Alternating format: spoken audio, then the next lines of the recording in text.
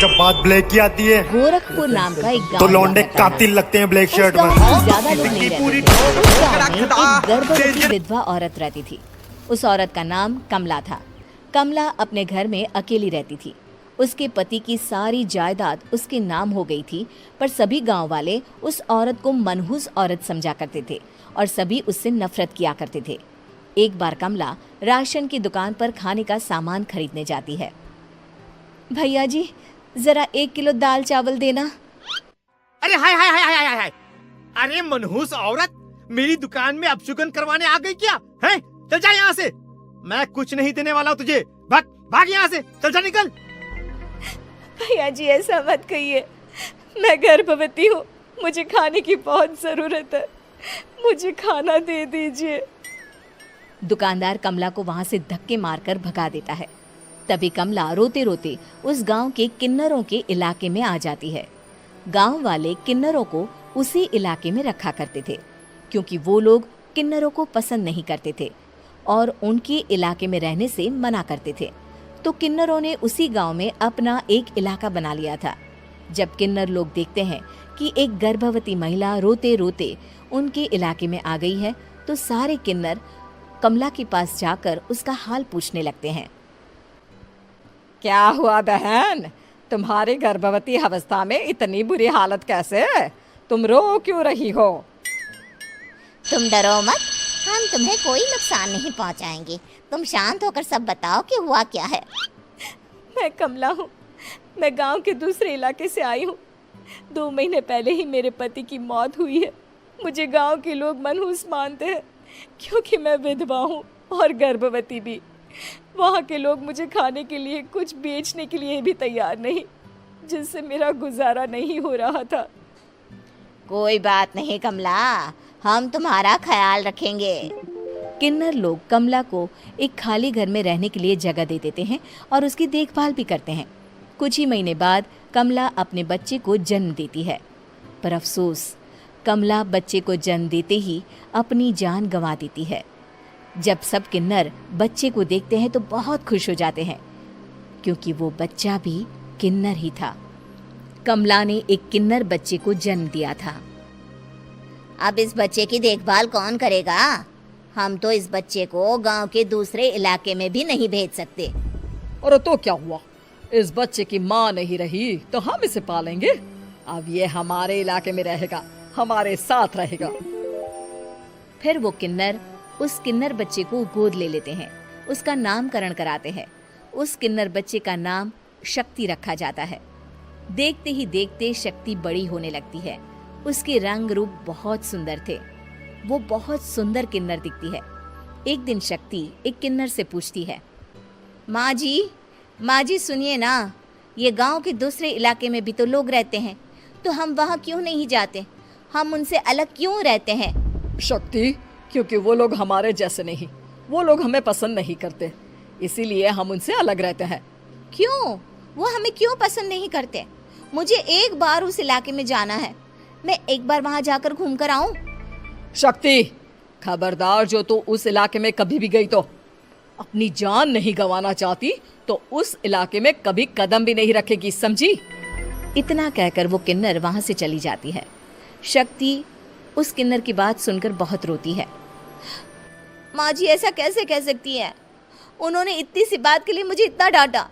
अब तो मैं उस इलाके में जरूर जाऊंगी। फिर एक दिन शक्ति गांव के दूसरे इलाके में चुपके से जाती है। ये लोग तो हमारे जैसे ही इंसान हैं, तो ये हमसे नफरत क्यों करते हैं? जब शक्ति उस इलाके में पहुंचती है तो गांव के सारे आदमी उसके रूप से मोहित हो जाते हैं।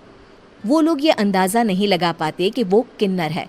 शक्ति की सुंदरता देखकर सारे गांव वाले उसकी तारीफ करने लगते हैं। तभी गांव का चक्कर लगाने गांव के जमींदार का बेटा हर्ष वहां पहुंचता है। हर्ष भी दिखने में बहुत सुंदर होता है। जब हर्ष ने शक्ति को देखा तो वो भी उससे मोहित हो गया, और जब शक्ति की नज़र हर्ष पर पड़ी तो वो हर्ष को देखकर मोहित हो गई। आपको पहले कभी इस गांव में देखा नहीं। इस गांव में आप नए हैं क्या? जी नहीं, वो मैं बस। तभी शक्ति बोलते बोलते रुक जाती है और मन में सोचने लगती है, अगर मैंने इनको बता दिया कि मैं दूसरे इलाके से आई हूँ तो वो समझ जाएंगे कि मैं किन्नर हूँ, इसलिए मुझे इनसे झूठ ही बोलना पड़ेगा। शक्ति हर्ष को कहती है, जी हाँ, मैं इस गांव में नई आई हूँ, यहाँ अकेली रहती हूँ। वैसे आप कौन है? आप भी इसी गांव में रहते हैं? जी हाँ, मैं इस गांव के जमींदार का बेटा हूँ। आपको किसी भी चीज की जरूरत पड़े तो आप मुझे बता देना, मुझे अच्छा लगेगा। ऐसे ही शक्ति और हर्ष एक दूसरे से रोज मिलने लगते। वो दोनों अपने प्यार का इजहार करने एक दूसरे से मिलने जाते हैं। तभी शक्ति का पीछा करते करते एक किन्नर वहां आ जाती है। शक्ति, शक्ति, मैं तुमसे बहुत प्यार करता हूँ। मैं तुमसे शादी करना चाहता हूँ। क्या तुम मुझसे शादी करोगी? हाँ हर्ष, मैं तुमसे शादी करूंगी, पर मैं तुमको अपने बारे में एक सच्चाई बताना चाहती हूँ जो मैंने तुमसे छुपा कर रखी है। तभी उनके बीच में ही वो किन्नर आ जाती है। शक्ति, तेरी हिम्मत कैसे हुई ऐसा करने की? वो किन्नर शक्ति को खींचकर गांव के जमींदार के पास ले जाती है। हर्ष भी वहां शक्ति को बचाने के लिए पहुंच जाता है। जमींदार शक्ति और हर्ष के प्यार के बारे में सुनकर गुस्से में आ जाता है और शक्ति को गांव के बाहर निकालने की सजा देता है। शक्ति ये बात सहन नहीं कर पाती और कुएं में कूदकर अपनी जान दे देती है। जमींदार हर्ष की शादी गांव की एक लड़की से करवा देता है, पर हर्ष इस शादी से खुश नहीं होता। शक्ति अपना बदला लेने के लिए मरने के बाद किन्नर चुड़ैल बन जाती है। अब मैं इन गांव वालों को नहीं छोड़ूंगी, अब इनसे मैं अपने प्यार का बदला लूंगी। किन्नर चुड़ैल गांव वालों को परेशान करना शुरू कर देती है। एक बार वो रात को गांव के खेतों में पहुंच जाती है और वहां आग लगा देती है। सारी फसल जल के राख हो जाती है। जब एक आदमी रात को उठकर देखता है कि खेत में आग लग गई है तो वो वहां पहुंच जाता है। वो देखता है कि खेतों के बीचों बीच एक किन्नर चुड़ैल खड़ी है और वहां खड़े होकर ताली बजा रही है। गांव वाला किन्नर चुड़ैल को देखकर बेहोश हो जाता है। जब सुबह उस आदमी को होश आता है तो वो सीधा जमींदार के पास जाता है।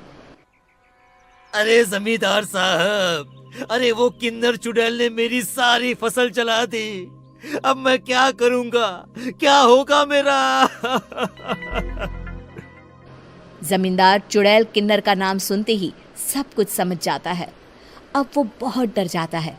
उसी रात को जब जमींदार डर के मारे अपने कमरे में सो नहीं पाता, तभी वहां अचानक से किन्नर चुड़ैल आ जाती है। किन्नर चुड़ैल जोर जोर से जमींदार के आगे खड़ी होकर हंसने लगती है और ताली बजाने लगती है। जमींदार उस डरावनी किन्नर चुड़ैल को देखकर बहुत डर जाता है। तूने मेरे साथ बहुत बुरा किया, अब मैं तुझे जान से मार दूंगी। नहीं नहीं नहीं नहीं नहीं, मुझे माफ कर दो, मुझे मत मारो।